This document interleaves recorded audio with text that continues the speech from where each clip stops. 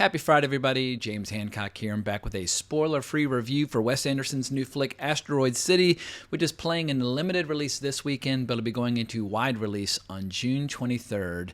And before I go any further or offer any comments on the film, let me just say that I love and adore Wes Anderson. I was in college when Bottle Rocket and Rushmore basically took over, or I shouldn't say took over film culture, because it was definitely like niche entertainment. But for me and my friends, it seemed like he had taken over film culture. And by the time I got to the Royal Tenenbaums, I was just a complete and total unbridled fanatic for his work. That said, I am going to offer Asteroid City a little tough love, a few rigorous criticisms, even though I did enjoy the movie.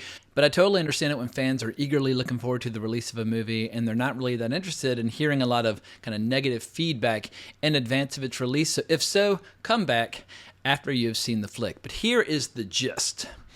I think Asteroid City is required viewing for Wes Anderson fans, and that's obvious because Wes Anderson's fans, they're very loyal to see all of his movies.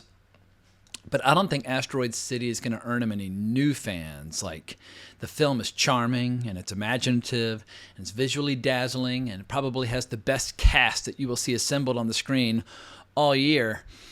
But I don't think it takes a single risk outside of what his fans already know and love from his previous films. Everything feels a little familiar. I wouldn't say tired, but it's starting to feel like Wes Anderson's kind of coasting or growing complacent. And after 25 years of watching eccentric geniuses falling in and out of love with each other, his style is running the risk of becoming a little formulaic, a little predictable. And I worry that Wes Anderson might be losing the ability to occasionally crank out a big breakout hit like Grand Budapest Hotel, which is his most successful film commercially. That grossed $172 million worldwide. Like the Royal Tenenbaums when it came out in 2001, that grossed $71 million at that time, which if you adjust for inflation, that's big money. And this pattern is not unique to Wes Anderson. Plenty of filmmakers in their 50s and 60s kind of fall into a predictable routine.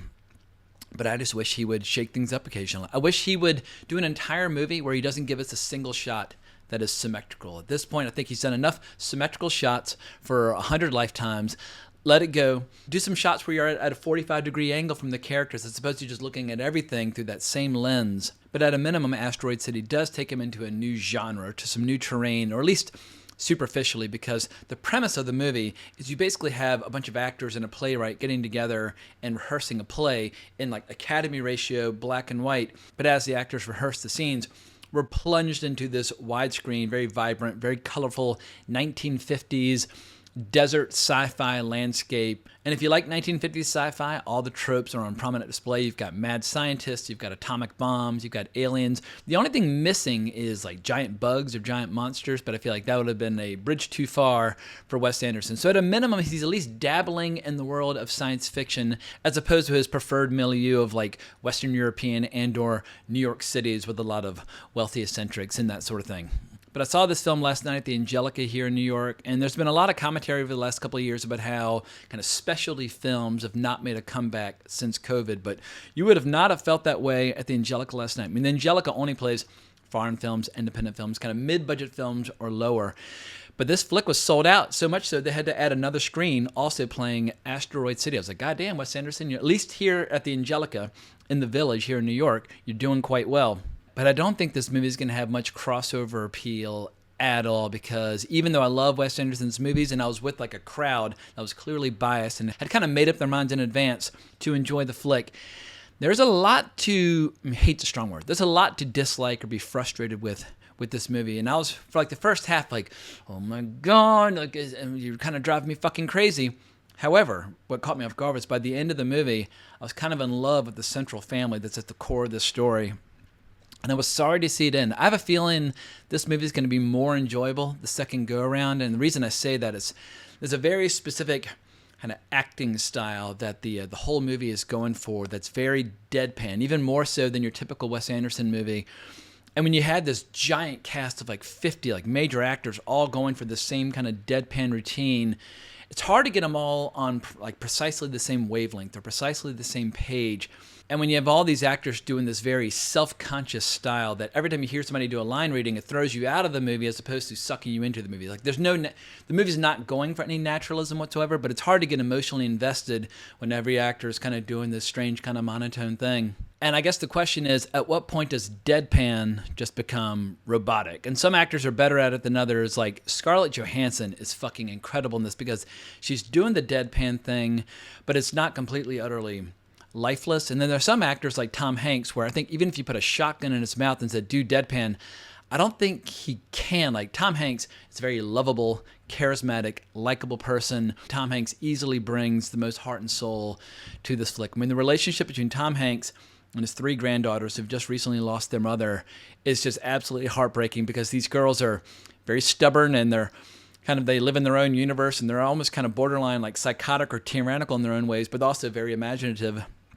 But watching their relationship with their grandfather, who's kind of a nuts and bolts, dollars and cents kind of lawyer character, that gave the movie a lot of heart. And I think in the absence of those characters, this movie would have been a tough sit. And this movie is going for a deliberately kind of stagey and theatrical vibe because, once again, it's a bunch of actors and a writer and director rehearsing a play at a theater on Broadway in black and white. So to call the movie stagey or overly theatrical would be ridiculous because that's what the movie's trying to do. However, in the context of those scenes, it does feel too theatrical, mainly because Edward Norton is fucking awful in this. Like, Edward Norton needs to just let go of these accents. I can't stand it when he goes for an accent. He's one of the most talented actors in the world. However, when he uses an accent, it's almost like he's kind of like hiding behind the accent, as in like, I don't know if he's even doing that deliberately, but like he's very capable of giving us like the best performances imaginable. But I feel like these Wes Anderson movies kind of play to his weakest instincts as an actor. But because his character's at the core of all these rehearsals, it immediately makes all those scenes feel weaker. However, what I will say about the rehearsals, because they're done in an Academy ratio, 4:3 in black and white, Wes Anderson stops kind of like so religiously adhering to his classic style. He actually does give us some Dutch angles, and he'll give us some asymmetrical shots, which like visually are such a relief. I remember like in the first 30 minutes, I was like, if he doesn't stop giving us these kind of predictable Wes Anderson shots, I just might have to walk out of the movie because it's making my eyes feel exhausted even looking at it. But I think the aspect of the film that's most exhausting is watching this who's who of celebrities in 2023 all playing eccentric geniuses. Like, there was a time where Wes Anderson would put a few lovable dumbasses in his movies, and I think that probably comes from the influence of Owen Wilson and his brothers. I feel like when you're around certain people, like old friends or siblings or whatever, you're always trying to make them laugh, and I feel like there's a certain sense of humor or pulse between all those guys that has been missing ever since he stopped collaborating with Owen Wilson on screenplays. And that's basically the first 3 movies. Bottle Rocket, which was full of dumbasses. Rushmore, which had a few dumbasses. And Royal Tenenbaums, where Owen Wilson was playing, once again, a total dumbass. But I think you need a few characters like Future Man and Bottle Rocket, who's maybe the funniest character that Wes Anderson's ever put in a movie. But you need a few characters like Future Man so that the eccentric geniuses actually feel special or unique. Because while this movie is mildly enjoyable throughout, and you will kind of lightly chuckle throughout, it's never hilarious. Like early Wes Anderson movies, while you'd be like amazed by the dazzling imagery and like just like the incredible imagination on display and these fantastic screenplays. I mean, those early movies came out of nowhere and just knocked me flat. But as great as Wes Anderson was proving himself to be as a director, at the same time, he was always bringing the heat when it came to comedy. I mean, those early movies, you'd be rolling in the aisles, like holding your side, like gasping for air, laughing so hard. That does not happen with Asteroid City. There was one moment where I won't spoil what it was, but one person in the crowd was like, ha, ha, like, you know, guffaws of laughter. That was the only time someone kind of laughed out loud during the entire movie. And once again, packed house of Wes Anderson fanatics who were basically had made up their minds in advance to enjoy it. And I remember there was one point about halfway through the movie where I suddenly realized, or I suddenly kind of exclaimed to myself inside my head, everybody in this movie is starting to sound like the character Dudley from Royal Tenenbaums. And if people remember the character Dudley, he's a little bit on the spectrum, or perhaps a little mentally challenged or disabled. Like, he's not a lovable, brilliant eccentric. He's just a lovable eccentric who's got some shortcomings upstairs. But all of his lines were delivered in a very deadpan fashion as well. And I was like, God damn, like the whole Wes Anderson world is turning into Dudley. And I don't think that's necessarily an interesting creative choice. But if there's one ingredient that kind of saves the movie in a lot of respects and makes the movie very watchable anytime they're on the screen, that is the great Scarlett Johansson, who's playing an actress who's falling in love with the character played by Jason Schwartzman. And they have a pretty interesting little romance or love affair. Once again, it's all deadpan. However, it's periodically broken up with a little spice, a little sizzle. Like, even though it's out of focus and a little blurry, full frontal nudity by Scarlett Johansson, and that shot actually led to a little battle between Focus Features and the Motion Picture Association, because initially the movie was given an R rating for brief graphic nudity. Focus Features successfully appealed the decision, and now the movie has a PG-13 for brief graphic nudity, smoking, and some suggestive material. I just want to say, shit, dude, like, we've all seen Scarlett Johansson naked in Under the Skin and movies like that. Why even go for brief graphic nudity? Like, go all in on the graphic nudity, and maybe the movie would be more entertaining. But in all seriousness, Scarlett Johansson is very funny, is very likable. It's definitely one of her more interesting roles in recent years. But when you look at the cast overall, I understand that having movie stars in your movie helps with like marketing and distribution and that sort of thing. But it's almost distracting how many name actors are in this movie. Like, if you don't have more than like a couple of lines where like, here are your tickets, sir, or like the cab fare will be $20, like whatever the case might be, you don't need like a movie star to do a cameo for those. Or if you're going to have a few movie stars doing cameos, have a couple. But I feel like half the actors in this movie were totally wasted. Like Bryan Cranston, one of my favorite actors working today, he probably should have just taken a pass. Or Willem Dafoe, one of my favorite actors working today, probably should have taken a pass. Like, there's not enough meat on their roles to justify having a huge actor playing these roles, so it gets really distracting. Like Tilda Swinton, she might be my favorite actress in the world. Like, it's kind of a two-way tie between her and Isabelle Huppert. But it's like, goddamn, if you don't have enough for Tilda Swinton to do, like in Grand Budapest Hotel, just let her go. But in spite of all my minor nitpicks and little petty grievances and criticisms and whatnot, there was one scene in this movie where I felt complete and total unbridled joy. Like, oh my God, like this is why we love Wes Anderson's movies. This is why we keep coming back. But a big part of this story is the discovery of an alien species. So everybody gets very preoccupied with aliens briefly, but there's this one kid who wants to perform a song about aliens for his class, and suddenly you had this kind of country band jamming with him, helping him perform the song, and the song is just fucking hilarious, and the music's great. And suddenly Maya Hawke's dancing with one of the traveling cowboys in the band. I was like, oh my God, like this is just pure fucking joy.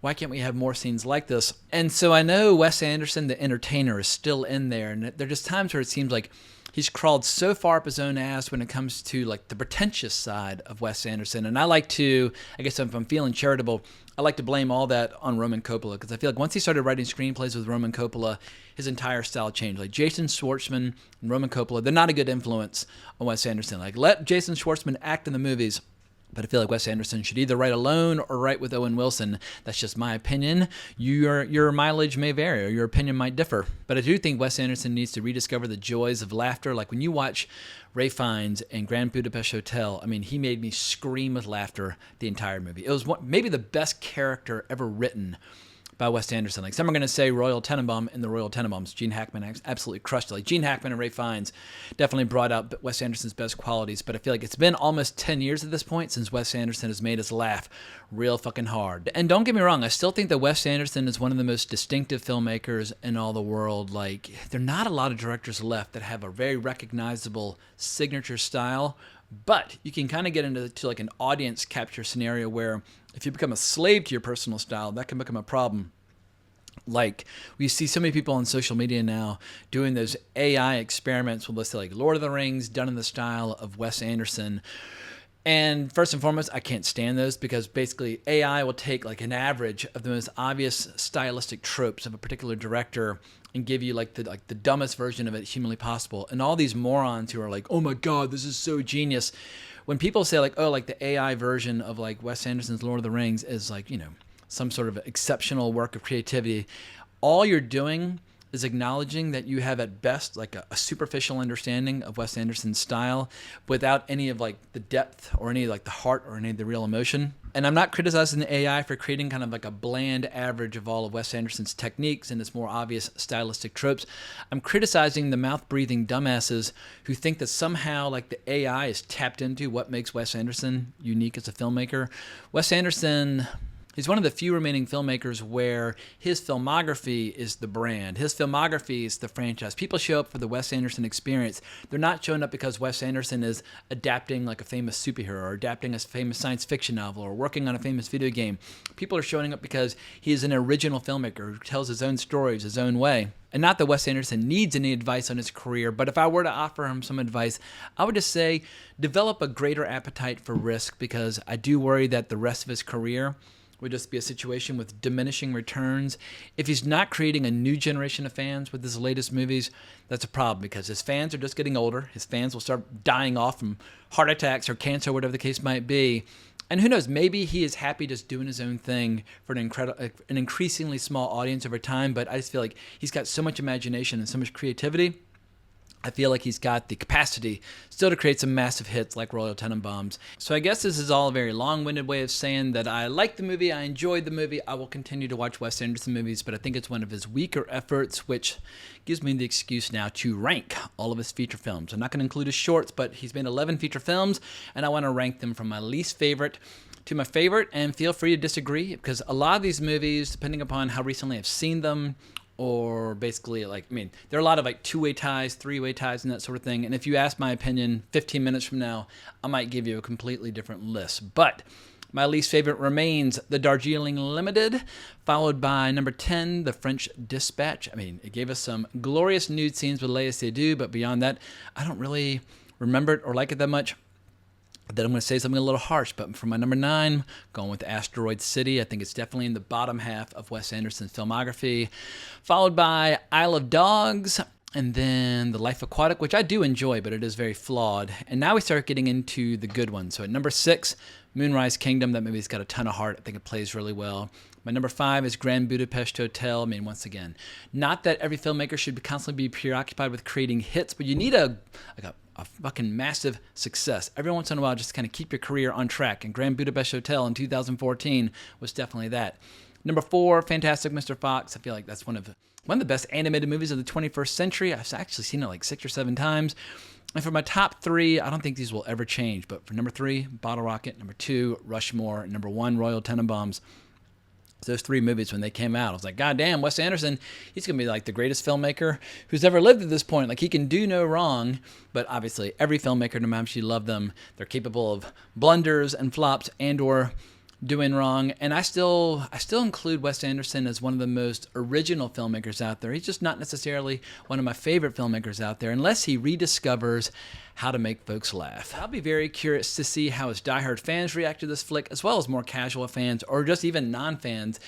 I don't anticipate a bunch of great big box office. However, just as counter-programming to our summer blockbuster season during a time of all the big franchises, all the roller coaster movies, that sort of thing, it is nice to have kind of a mid-budget film that's designed for adults, that's not trying to sell you a toy or not trying to keep a franchise going. So if you're in the market for some entertainment geared for adults with real art and integrity, etc., definitely give it a go. But I think that's all I've got to say for now. Hope everybody has a great weekend. If you enjoyed this review, please consider hitting that notification bell to be notified about future content. Give me a subscribe, all that good stuff, and help me down on Twitter @Colbrax if you want to talk more. But I can't thank you enough for watching. But more importantly, as always, onwards and upwards.